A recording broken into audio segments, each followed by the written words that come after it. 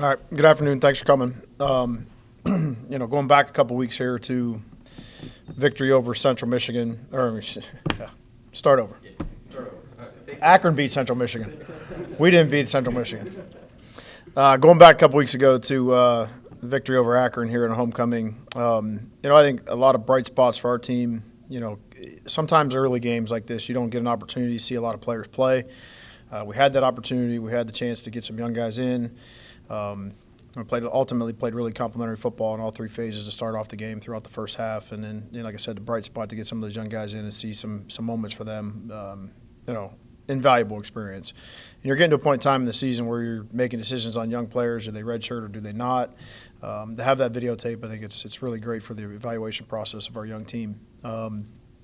As far as turning the page of this game, obviously a massive game for both communities. One that means so much to Northwest Ohio in so many ways, both schools, and this goes back a long time before any of us walked the halls of this building or anybody walked the halls of that building down the street down there. So you're going to require a really good week of practice, going to require us to be at our best, going to require our team to have great focus and to go on and to help get a victory over a very good team and do it on the road. And we have not won a road football game yet this year, so it's one of those things that we have yet to do. So we got to handle this the right way, get up on Saturday morning and go play a competitive game in the Battle of I-75. So that being said, I'll take your questions.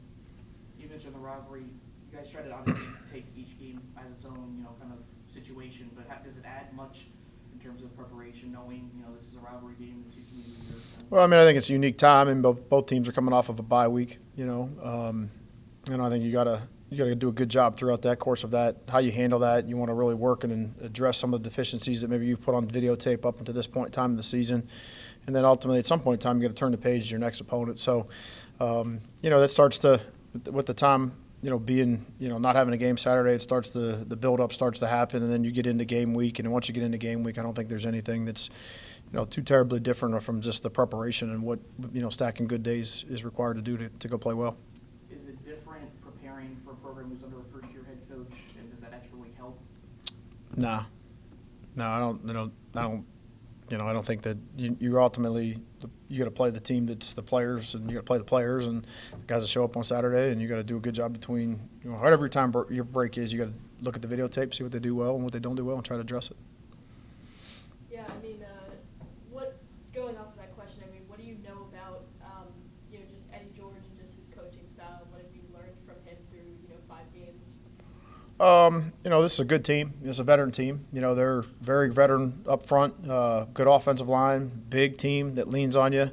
Obviously got a good veteran presence at quarterback. They've got a couple really good players at each level of the defense. Number 7 catches your eye, defensive end. Number 4 at linebacker is a really good player. And they got some secondary guys that got some length and some speed that can bother you. And they're good in the kicking game. So it's a complete team. Yeah, obviously last year, not the exact result you guys were looking for in this rivalry game. What is the biggest takeaway from that game for the guys returning, and just what is the motivation for the new guys having not experienced the rivalry before? Well, as I mentioned before, this is a big game for Northwest Ohio. This is a big game, in our local thought process here each and every day. This one it's shoved down your throat wherever you go at all times. You can go down the street and there's flags from each school, on your drive home, on the way home. So it obviously means more to the community. I think you have to do a great job as a coach and as a player to segment out of that part of it, and everything that's external, leave it external and handle everything inside out as you prepare to go play. Because if you don't execute, it doesn't matter what anybody says, thinks, or the magnitude of the game. It's all about execution. What's been the biggest focus in this bye week for you guys? Obviously coming off a great game on both sides of the ball against Akron. Just what has been the focus these last couple of weeks, and just what's the focus this week, especially leading up to the game? Good question. I think, obviously you want to there's very few opportunities and windows in the calendar to get out and be on the road and recruit. And you want to go see your young players that have committed to you. You want to go out and try to prepare your team for what it looks like moving down the road, because with the new, the transfer portal window, from what it sounds like, going to one window, you're going to have to make a lot of decisions maybe sooner than maybe you normally would in years past. So that process is sped up a little bit. So you want to try to get some time to do that.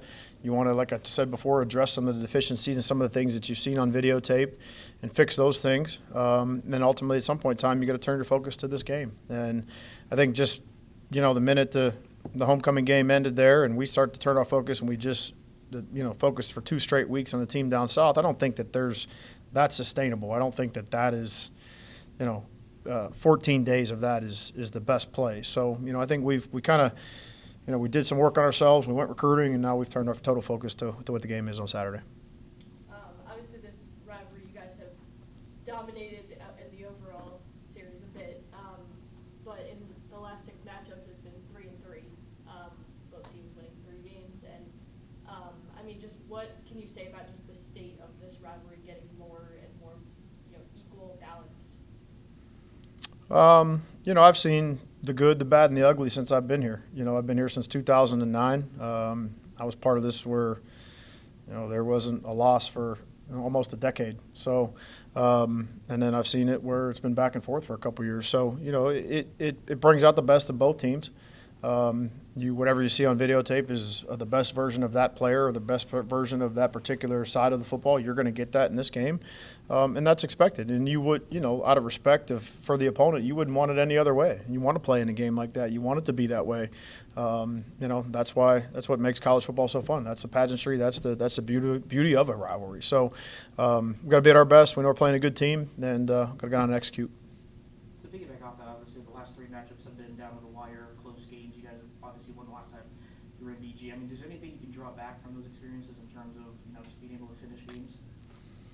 Well, games in our league, I said this a couple weeks ago, and I'll say it any time that we play a game on the road. Winning conference football games on the road is the hardest thing to do. Plenty of examples of it this past weekend. We didn't play, so take us out of it. There's plenty of examples across college football of why that's true. It's just different. It's not the comfort of your own home. It's not a home field advantage. It's not your crowd. It's not, there's, even though you're only going, 30 miles down the road or whatever it is, it is different to go on the road. So we got to handle that part of it, better than what we have to this point in time this season. And like I said, you turn your total respect and your total focus to what I think is a really good team, and you just work off of that. Yeah, and they've obviously played some good competition on the road themselves. One matchup kind of probably stuck out to you. You guys have been able to create turnovers. They've been susceptible to turn the ball over. Is that kind of a point of emphasis looking at this game? Well, when they've played at their best, they haven't turned it over. They've turned it over the last couple of weeks, but they've done a really good job early on in the season of taking care of the ball. The quarterback's a veteran player. He doesn't make a ton of mistakes. He's got a real level of comfort, and as the season continues to go on and they get more familiarized with one another, that's going to probably continue to improve. I'm sure this is – these type of things, when the moment starts to rise up a little bit and your heart starts to beat a little bit faster, that's when you want to have a veteran team, and they got a veteran team. Obviously, you preach each week going 1-0. The last 4 matchups, like they've talked about, each team has won on the road. Is there a little more insurance or motivation to go down there and quiet that crowd since you guys have won the last 2 in BG?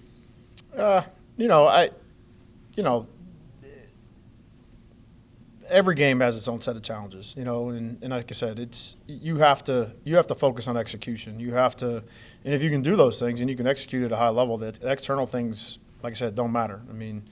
You're talking about playing on the road. You're talking about somebody else's crowd. You're talking about somebody else's band. You're talking about somebody else's cat. You're talking about whatever. It doesn't matter. You want to focus on execution and handling what you have to do and what the responsibilities are in front of you, and that's just what we have to focus on.